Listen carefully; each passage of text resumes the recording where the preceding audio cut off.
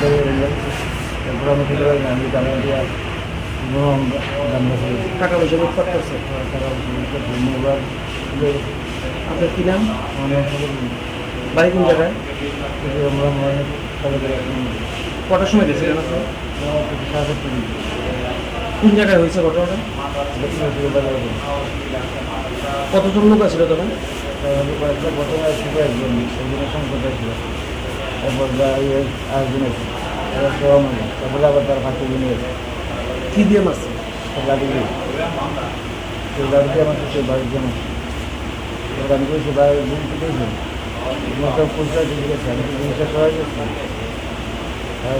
না তার কোনো গাড়ি হবে না, কোনো কিছু নেই, কিছু আমি ঘুরে দিল।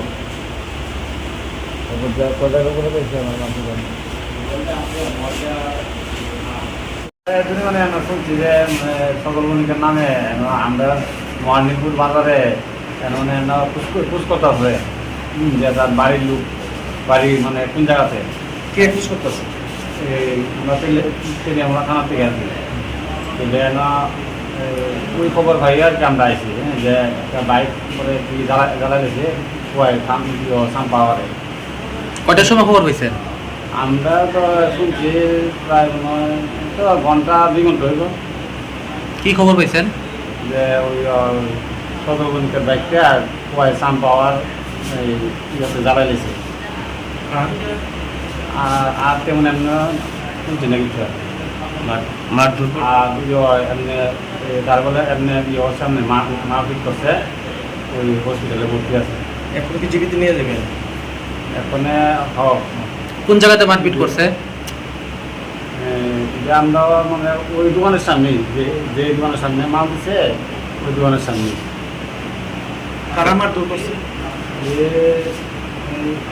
ওই এলাকারও এনে কিছু উপজাতি যুবক উশৃঙ্খল যুবক তারা মারধর করিয়া তারা মাথা ফাটাইছে, এই হাতে স্পট আছে, পাওয়ে বেন্ডিজ আছে, মাসে আর ভগানের টাকা যা আসলো সব টাকা নিয়েছে আর বাইক জ্বালা নিয়েছে। কি করতো আপনার ভাই?